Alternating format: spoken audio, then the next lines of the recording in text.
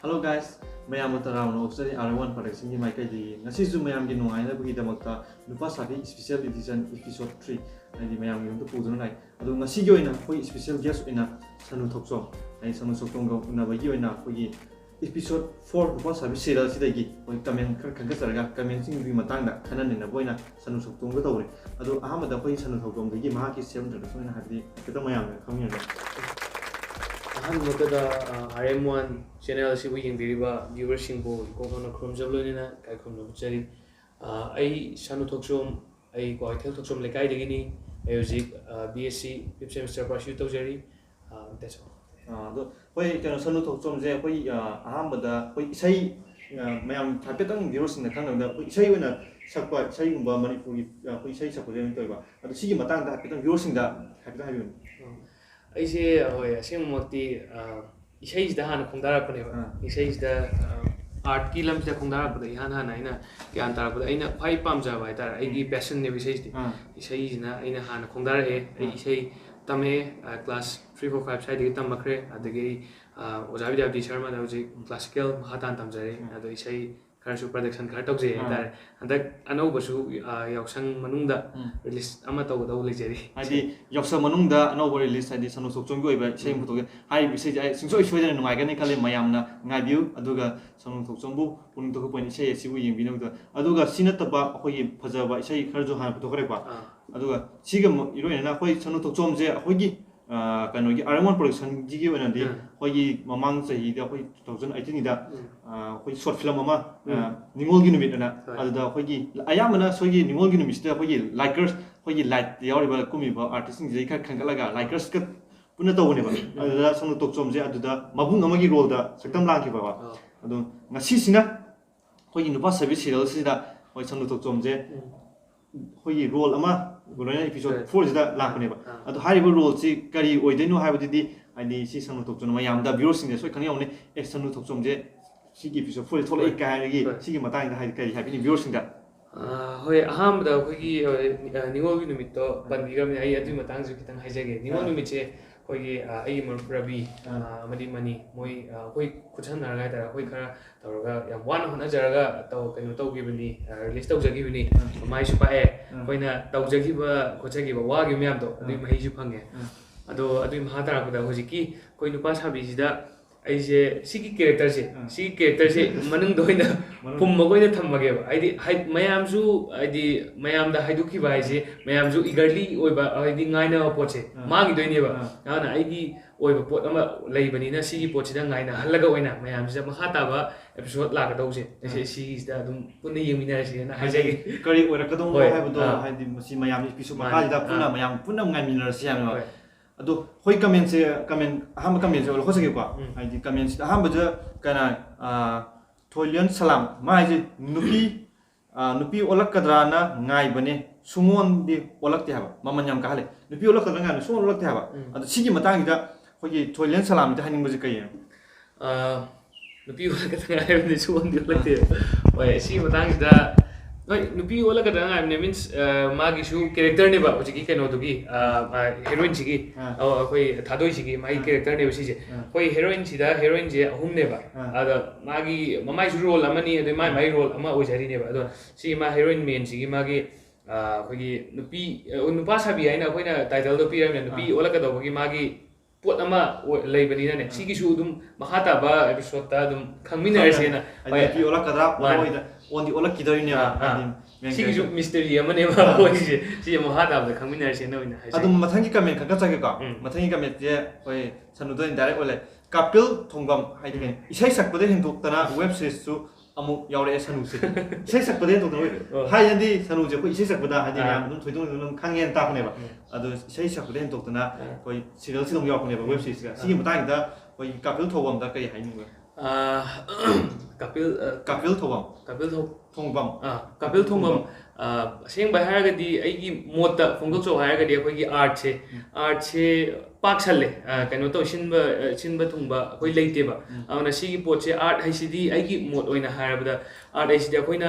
ama su to godawni ama pulap pulap akhoi punjan ara chatlo haibna taba thenga thenga ga magi machang khaina khaina thenga ga yaubodo point to magi point to yaubirama ga chat ka dawne ba madu ki point to yaudabi akhoi machi thenga ma haidu haijin tawda adudi phatte ado ai moto in haijining badi art ICD loimak thenga ja ga dawni loimak su hai ga dawni masi ki kana basu khoi artist sing adi art awib sing sum khang bani to na de mahause loina ba tastorga mani khoi manaba hai to ina ado mathangki comment khang ka chawan khoi yonia kena tai kaima hero gi revenge ama laiba male hero gi revenge ama laiba haibadi khoi episode 3 da the friend da hero duna ai ma hinger sit da auto da ba episode 4 da nam adu gi revenge oina nupi dune hai thadoi duna amo thum thak samane ba adu da mathangki episode 5 da ma nai je khoi amu hero dun tolak kada haibane ba adu sigi matang da viewer sing khani ngone duga yonia tai du ha sigi matang da viewer sing da kari haining ba hai chanui ba khon jike hoi sigi matang sida aina hajani badi hoi revenge se aham da prank tawre na hoi episode 3 sida sigi matung sida revenge ung lakne ba sigi revenge mahata basu lerm be ai lerm da be ado sigi pochi su akhoi gi phummaga oina mystery oina channel ase adi mathang se revenge tolak kada tol da bitum lo sanga da hoi adugi photo ma last ta dum akhoi gi episode mahata na lakador episode sing se sida dum moi prank revenge se taw kada tawroi dai se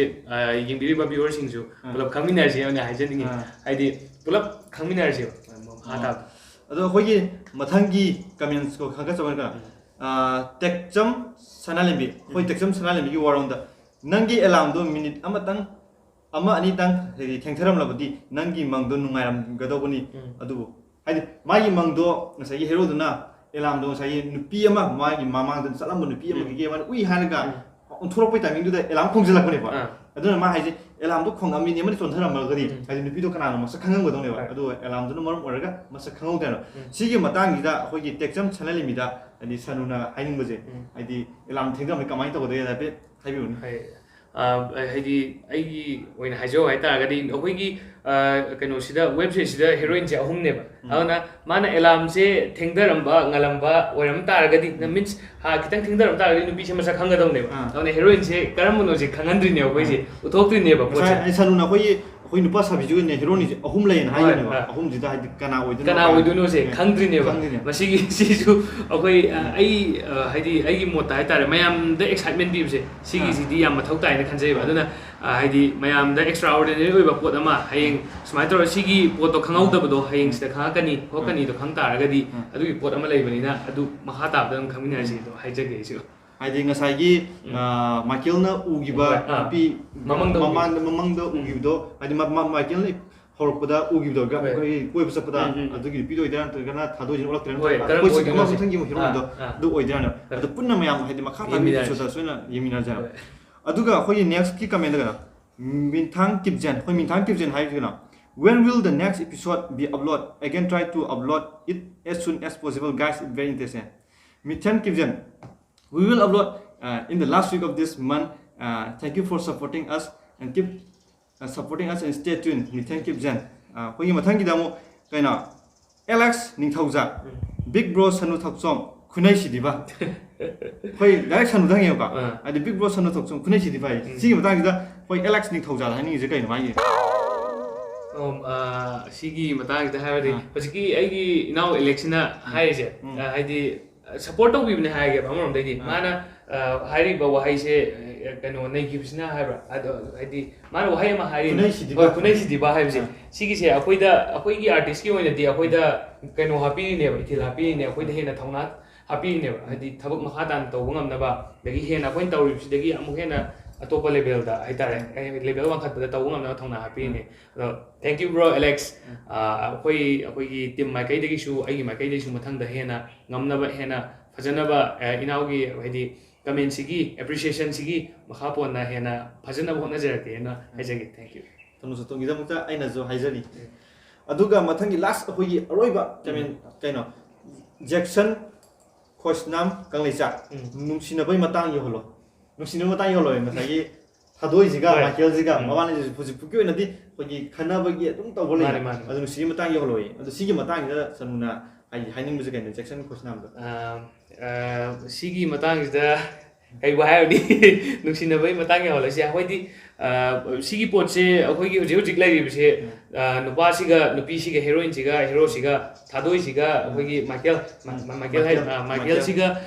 ꯀꯟꯐ꯭ꯂꯤꯛꯁꯅꯦꯕ ꯂꯩꯅꯔꯤꯁꯦ ꯁꯤꯒꯤ ꯀꯟꯐ꯭ꯂꯤꯛꯁꯤꯗ ꯑꯩꯈꯣꯏꯅ ꯊꯣꯏꯀꯤ ꯍꯥꯏꯗꯤ ꯁꯤꯒꯤꯁꯨ ꯃꯆꯥꯛ ꯑꯃꯅꯦꯕ ꯑꯩꯈꯣꯏ ꯀꯩꯅꯣꯁꯤꯒꯤ ꯃꯇꯥꯡꯗ ꯍꯥꯏꯗꯤ web ꯁꯤꯔꯤꯁꯀꯤ ꯃꯇꯥꯡꯗ ꯑꯩꯈꯣꯏꯅ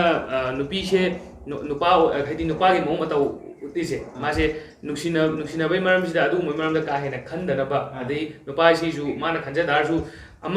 ꯑꯃꯗꯤ ꯂꯩꯔꯤꯕ ꯃꯅꯨꯡꯗ ꯅꯨꯡꯁꯤꯅꯕꯒꯤ ꯄꯣꯠꯁꯤ ꯎꯠꯊꯣꯛꯇꯕꯤꯗ ꯊꯝꯃꯤꯅꯦꯕ ꯍꯧꯖꯤꯛꯐꯥꯎꯒꯤ ꯑꯣꯏꯅꯗꯤ ꯂꯩꯇ꯭ꯔꯦꯕ ꯄꯣꯠꯁꯦ ꯑꯗꯨꯅ ꯁꯤꯒꯤ ꯄꯣꯠ ꯑꯃꯁꯨ ꯃꯈꯥ ꯇꯥꯕꯗ ꯏꯇꯣꯞ ꯇꯣꯞꯄ ꯍꯥꯏꯇꯥꯔꯦ ꯃꯌꯥꯝꯒ ꯃꯥꯟꯅꯕ ꯃꯍꯥꯎ ꯑꯃ ꯁꯣꯏꯅ ꯐꯪꯕꯤꯒꯅꯤ ꯑꯗꯣ ꯃꯌꯥꯝ ꯍꯥꯏꯗꯤ ꯋꯦꯕ ꯁꯤꯔꯤꯁ ꯑꯁꯤꯕꯨ ꯍꯥꯏꯗꯤ ꯃꯈꯥ ꯇꯥꯅ ꯌꯦꯡꯕꯤꯌꯨ ꯁꯞꯄꯣꯔꯠ ꯇꯧꯕꯤꯌꯨꯅ ꯃꯈꯥ ꯇꯥꯅ ꯌꯦꯡꯃꯤꯟꯅꯅꯕ ꯍꯥꯏꯖꯒꯦ ꯍꯥꯏꯇꯥꯔꯦ ꯑꯩ ꯁꯥꯏꯠꯇꯒꯤ ꯍꯥꯏꯗꯤ ꯉꯁꯥꯏꯒꯤ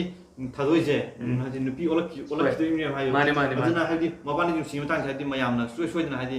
ꯈꯪꯕ ꯍꯥꯏꯗꯤ ꯃꯈꯥ ꯇꯥꯅ ꯉꯥꯏꯕꯤꯌꯨ ꯑꯗꯨꯒ ꯁꯅꯨ ꯊꯣꯛꯆꯣꯝꯗ ꯑꯩꯈꯣꯏꯒꯤ ꯂꯥꯛꯂꯤꯕ ꯌꯥꯎꯁꯪ ꯀꯨꯝꯍꯩꯁꯤꯒ ꯂꯣꯏꯅꯅ ꯍꯥꯏꯗꯤ ꯃꯌꯥꯝꯗ ꯚꯤꯌꯨꯔꯁꯤꯡꯗ ꯍꯥꯏꯗꯤ ꯈꯤꯇꯪ ꯌꯥꯏꯐ ꯄꯥꯎꯖꯦꯜ ꯇꯧꯕꯤꯌꯨ ꯑꯩꯈꯣꯏꯒꯤ ꯂꯥꯛꯂꯤꯕ ꯌꯥꯎꯁꯪ ꯀꯨꯝꯍꯩ ꯅꯨꯡꯉꯥꯏꯔꯕ ꯀꯨꯝꯍꯩꯁꯤꯒ ꯃꯔꯤ ꯂꯩꯅꯅ ꯑꯩꯅ ꯑꯩꯒꯤ ꯑꯣꯏꯕ ꯑꯣꯄꯤꯅꯤꯌꯟ ꯍꯥꯏꯖꯅꯤꯡꯕꯗꯤ ꯑꯩꯈꯣꯏꯒꯤ ꯑꯍꯜ ꯂꯃꯟ ꯑꯉꯥꯡ ꯅꯍꯥ ꯍꯥꯏꯇꯥꯔꯦ ꯈꯥꯏꯗꯅ ꯑꯩꯈꯣꯏꯒꯤ ꯁꯦꯂꯦꯕ꯭ꯔꯦꯠ ꯇꯧꯃꯤꯟꯅꯁꯤ ꯄꯨꯂꯞ ꯑꯗꯣ ꯃꯤꯒꯤ ꯍꯥꯏꯗꯤ ꯑꯇꯩꯗ ꯌꯥꯝ ꯀꯥ ꯍꯦꯟꯅ ꯁꯣꯛꯀꯗꯧꯕ ꯃꯑꯣꯡꯗ ꯔꯪ ꯇꯩꯕ ꯑꯕꯦꯔ ꯑꯩꯈꯣꯏꯒꯤ ꯂꯩꯗꯅ ꯑꯁꯨꯃꯥꯏꯅ ꯇꯧꯔꯒ ꯇꯩꯕ ꯈꯣꯠꯄꯁꯦ ꯑꯩꯈꯣꯏ ꯑꯥꯎꯠꯁꯥꯏꯗꯇꯗꯤ ꯈꯤꯇꯪ ꯀꯩꯅꯣ ꯑꯣꯏꯅꯔꯦꯕ ꯍꯧꯖꯤक ꯌꯥꯝ ꯊꯤꯡꯅꯔꯦꯕ ꯄꯣꯠꯁꯦ ꯍꯣꯏ ꯅꯨꯡꯉꯥꯏꯅꯗꯕꯒꯤ ꯃꯔꯝꯗꯤ ꯁꯤꯒꯤ ꯄꯣꯠꯁꯤꯗ ꯂꯥꯛꯇꯣꯔꯤꯁꯦ ꯑꯇꯩꯁꯨ ꯅꯠꯇꯦꯕ ꯁꯤꯒꯤ ꯄꯣꯠꯁꯤꯗ ꯑꯩꯈꯣꯏꯒꯤ ꯑꯕꯦꯔ ꯇꯩꯕꯒꯤ ꯃꯤꯡꯗ ꯍꯥꯏꯇꯥꯔꯦ ꯅꯨꯄꯤ ꯑꯉꯥꯡ ꯃꯆꯥꯁꯤꯡꯁꯤꯗ ꯑꯗꯨꯝ ꯑꯩꯈꯣꯏꯒꯤ ꯃꯣꯂꯦꯁꯇꯦꯁꯟꯒꯨꯝꯕ ꯁꯨꯃꯥꯏꯅ ꯇꯧꯕꯤꯕ ꯌꯥꯎꯋꯦꯕ ꯑꯗꯣ ꯁꯤꯒꯤ ꯄꯣꯠꯁꯦ ꯑꯩꯒꯤ ꯋꯥꯗꯤ ꯑꯩꯒꯤ ꯑꯣꯏꯅ ꯍꯥꯏꯖꯧ ꯍꯥꯏꯇꯥꯔꯒꯗꯤ ꯁꯤꯒꯤ ꯄꯣꯠꯁꯦ ꯈꯤꯇꯪ ꯂꯥꯞꯅ ꯊꯝꯁꯤ ꯑꯗꯨꯒ ꯑꯩꯈꯣꯏ ꯅꯨꯡꯉꯥꯏꯕ ꯑꯣꯏꯅ ꯑꯩꯈꯣꯏꯒꯤ ꯁꯣꯁꯥꯏꯇꯤꯁꯦ ꯆꯥꯎꯈꯠꯃꯤꯟꯅꯕ ꯑꯣꯏꯅ ꯑꯗꯒꯤ ꯑꯩꯈꯣꯏꯒꯤ ꯂꯩꯕꯥꯛꯁꯦ ꯆꯥꯎꯈꯠꯃꯤꯟꯅꯕ ꯑꯣꯏꯅ ꯊꯥꯕꯜ ꯆꯣꯡꯁꯤ ꯅꯨꯡꯉꯥꯏꯊꯣꯛꯁꯤ ꯀꯩꯁꯨ ꯀꯥꯏꯗꯦ ꯑꯗꯨꯕꯨ ꯃꯤꯉꯣꯟꯗ ꯁꯣꯛꯀꯗꯕ ꯊꯕꯛ ꯑꯗꯒꯤ ꯃꯤꯉꯣꯟꯗ ꯍꯦꯟꯅ ꯀꯥ ꯍꯦꯟꯅ ꯅꯨꯡꯉꯥꯏꯔꯣꯏꯗꯕ ꯊꯕꯛꯇꯣ ꯑꯗꯣ ꯍꯧꯖꯤꯛꯇꯤ ꯑꯩꯈꯣꯏꯒꯤ ꯌꯥꯎꯁꯪ ꯁ꯭ꯄꯣꯔꯠꯁ ꯑꯐꯕ ꯑꯣꯏꯅꯀꯣ ꯃꯥꯅꯦ ꯁ꯭ꯄꯣꯔꯠꯁ ꯔꯣꯝꯗ ꯃꯥꯏꯀꯩꯗ ꯑꯐꯕ ꯑꯣꯏꯅ ꯍꯣꯡꯖꯜꯂꯒ ꯁꯅꯨ ꯊꯣꯛꯆꯣꯝꯗꯒꯤ ꯍꯥꯏꯗꯤ ꯉꯁꯥꯏ ꯌꯥꯎꯁꯪꯒ ꯃꯔꯤ ꯂꯩꯅꯅ ꯍꯥꯏꯗꯤ ꯐꯖꯔꯕ ꯍꯥꯏꯗꯤ ꯋꯥꯍꯩ ꯄꯥꯎꯇꯥꯛ ꯈꯔ ꯍꯥꯏꯔ ꯃꯇꯨꯡꯗ ꯑꯗꯨꯒ ꯑꯃꯨꯛ ꯑꯩꯈꯣꯏꯒꯤ ꯏꯄꯤꯁꯣꯗ 4ꯒꯤ ꯀꯃꯦꯟ ꯈꯔ ꯈꯟꯒꯠꯂꯒ ꯁꯤꯒꯤ ꯃꯇꯥꯡꯗ ꯄꯨꯟꯅ ꯍꯥꯏꯗꯤ ꯈꯟꯅ ꯅꯩꯅꯔ ꯂꯣꯏꯔꯕ ꯃꯇꯨꯡꯗ ꯑꯩꯈꯣꯏꯒꯤ ꯏꯄꯤꯁꯣꯗ ꯅꯨꯄꯥ ꯁꯥꯕꯤ ꯁ꯭ꯄꯦꯁꯤꯌꯦꯜ ꯏꯗꯤꯁꯟ ꯍꯥꯏꯗꯤ 3 ꯑꯁꯤ ꯍꯧꯕꯗꯒꯤ ꯂꯣꯏꯕ ꯐꯥꯎꯕ ꯌꯦꯡꯕꯤꯕ ꯚꯤꯌꯨꯔꯁꯤꯡꯕꯨ ꯁꯅꯨ ꯊꯣꯛꯆꯣꯝ ꯑꯃꯗꯤ ꯑꯩꯍꯥꯛꯅ ꯃꯌꯥꯝꯕꯨ ꯏꯀꯥꯏ ꯈꯨꯝꯅꯕ ꯎꯠꯆꯕꯒ ꯂꯣꯏꯅꯅ ꯀꯥꯏꯅ ꯅꯨꯃꯤꯗꯥꯡ ꯅꯤꯡꯖꯔꯤ